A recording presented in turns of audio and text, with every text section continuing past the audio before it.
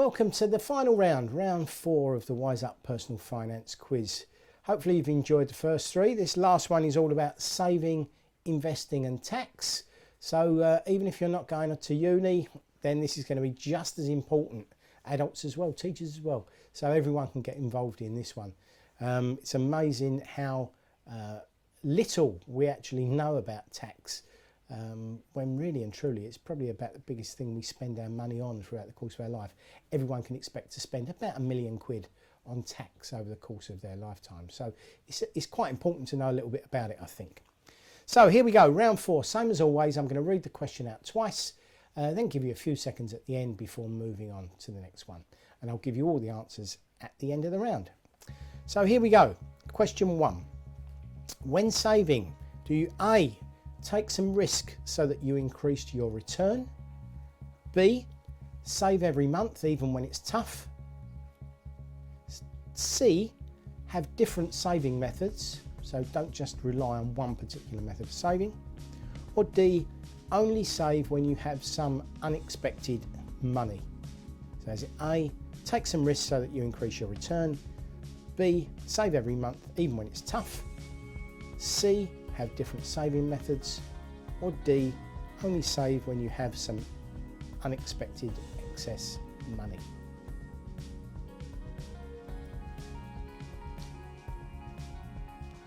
Question 2. Investments are A, for the short term. B, they'll always increase in value. C, investments are only shares. Or D, investments are for the long term. And which one of those best explains what an investment is? A, something we save just for the short term. B, something that will always increase in value. C, only shares fall into the category of investments. Or D, investments are for the long term.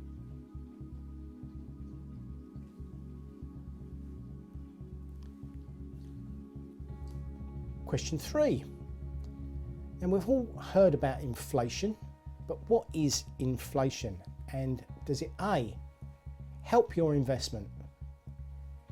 B, eat away at your investment, causing it to go down in value? C, it doesn't really matter as your investment rates will mirror your inflation rates. So if inflation goes up, your investment rate will go up as well. D, what is inflation? So is it A, does inflation help with your investment? B, does it do anything but help? Does it eat away at your investment? C, it doesn't really matter what the inflation rate is because your investment will reflect that inflation rate anyway. D, what is inflation? When investing, should you A, always follow the advice of the experts? B, do your own thing, it's your money? C, ask your family members what to do? Or D, seek advice from an FSA registered advisor, but make the final decision yourself? So when investing, should you A, always follow the advice of the experts? B, do your own thing, it's your money after all? C, ask your family what to do? Or D, seek advice from an FSA registered advisor, but make the final decision yourself?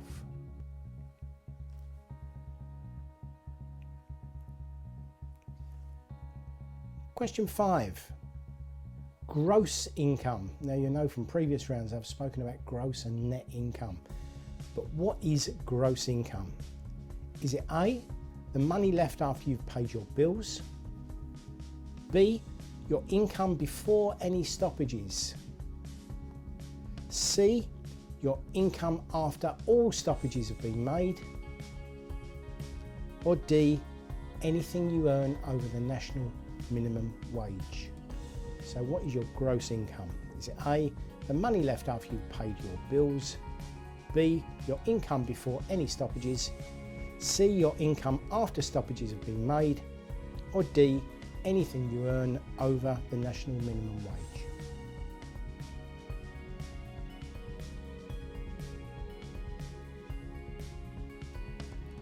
Question 6.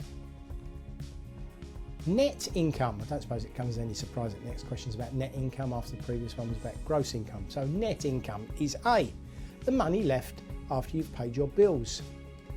B, your income before any stoppages. C, your income after stoppages have been made. Or D, anything you earn over the national minimum wage. So exactly the same answer as the previous question, but obviously the correct answer is going to be different. So net income is A, the money left after you've paid your bills. B, your income before any stoppages. C, your income after stoppages have been made. Or D, anything you earn over the national minimum wage.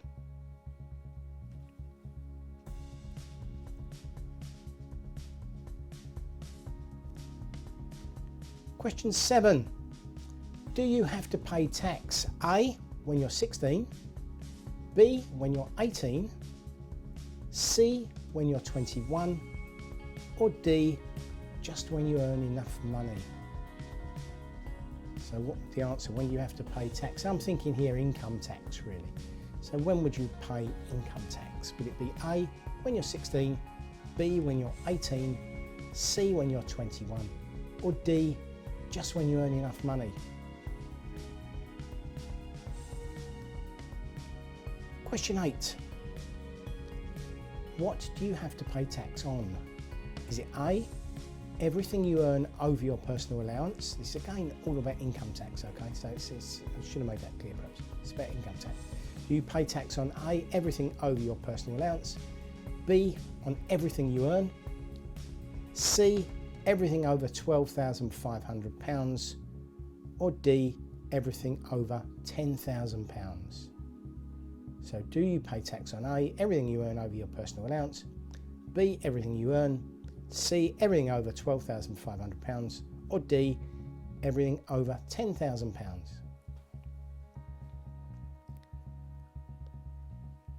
Question 9. The current tax bands are A, 0%, 20%, 40%. B, 20%, 40%, 50%. C, 20%, 40%, 45%. Or D, 0%, 20%, 40%, 45%. So what are the current tax bands? So how much tax do you pay in each band? Is it A, 0, 20, 40%, B, 20, 40, 50%, C, 20, 40, 45%, or D, 0, 20, 40, and 45%. And final question, question 10. What is the current rate of VAT? Nice easy one for you to finish.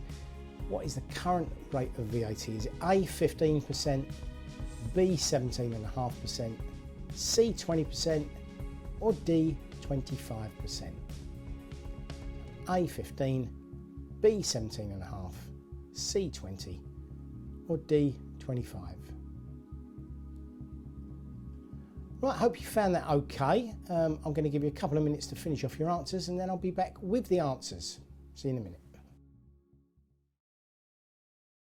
Hi again, so here we are with the answers to round 4, which was all about saving and investing and taxation. The first question was, when saving, should you A, take some risks so you increase your return, B, save every month even when it's tough, C, have different saving methods, D, only save when you have some unexpected excess money? Now the best answer there, you could argue something for all of them I suppose, but the best answer there is have different saving methods. So don't just think about putting money into a box or a bottle or a piggy bank at home, or just having an ISA or a savings account, or just having premium bonds. Mix them all up so that you've got some different methods. That means that it's a lot safer and you've got a chance to make some money as well. Now, don't take any risk with your savings, because saving is just about protecting your capital. If we make any extra money through interest, or if we win something on premium bonds, then great, that's terrific. But that's not the prime aim of saving. The prime aim of saving, is to protect our money so that it's there when we need to use it. Question 2. Investments are A, for the short term, B, will always increase in value, C, investments are only shares, or D, investments are for the long term. And the best answer there is definitely for the long term. Now, the reason we keep investments for a long term is we're expecting them to grow in value, but there's no such thing as a surefire bet. So some investments will go down in value. So the longer we leave these things, we have an opportunity to ride out the peaks and the troughs, and we see a slow increase in return. So by a long term, I'm thinking somewhere over 5 years. So question 3, what is inflation? Does it A, help your investment? B, does it eat away at the value of your investment? C, it doesn't really matter, as your investment will always reflect the inflation rate anyway. D, what is inflation? Well, the best answer there is B.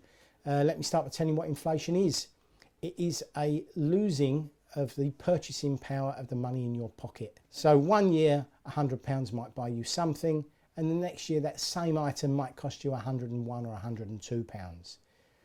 That is really what inflation is, things going up in cost. So we can see that if we've got investments and investments are going up 2% a year, but inflation's going up at 2.5% a year, the net is a cost of 0.5%. So we always have to take into account the cost of inflation on whatever our savings rates are. Question 4.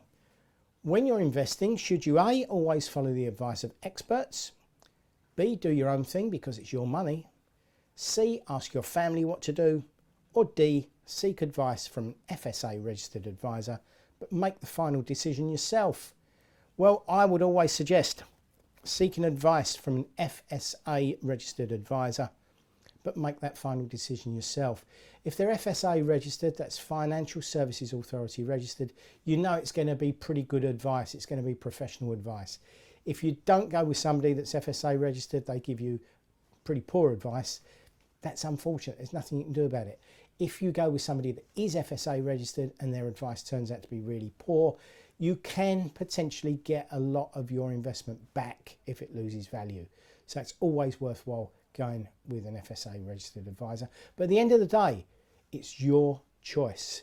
They can only advise, they should not tell you exactly what to do. Question 5, what is gross income? Is it the money left after you've paid your bills? B, your income before any stoppages? C, your income after stoppages have been made? Or D, anything you earn over the national minimum wage? Well, the answer there is your income before any stoppages. And by stoppages, it could be income tax, it could be national insurance, it could be a car loan if your company has given you a car loan or a season ticket loan, and it could be your student finance repayment as well. All of those things come out of your gross salary, and the bit left over is for you to take away and spend. We come to net salary. So what is net salary? Well, I won't go over all of the options again because they're the same as the previous question, but the answer to this one is your salary after all of the stoppages have been made. Everything that should be taken out is taken out, and then the bit that lands in your bank account is your net salary. Question 7. What age do you have to be to pay income tax? Is it A, when you're 16, B, when you're 18, B, when you're 21, or D, when you earn enough money? Well, the answer to that one is D, when you earn enough money. You can be any age. As long as you're actually earning enough money that qualifies you to pay income tax, then you have to pay it. So just because you're a certain age does not make you exempt of paying income tax. Question 8. So when do you start paying income tax? Do you pay tax on everything you earn over your personal allowance? That's answer A. B, on everything you earn. C, on everything over £12,500. Or D, on everything over £10,000. Now there's two answers that you possibly could have gone for here, but the best one is A.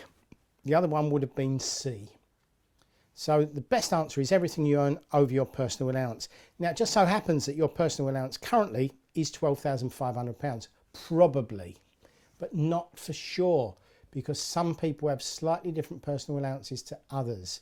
And when you go through your career, your personal allowance may well change. It might be lower than the actual figure. But currently it's £12,500. And for anybody who's just leaving uni or just going into the workplace, I would almost guarantee that your personal allowance will be £12,500, but it doesn't have to be. So the best answer is A. Question 9.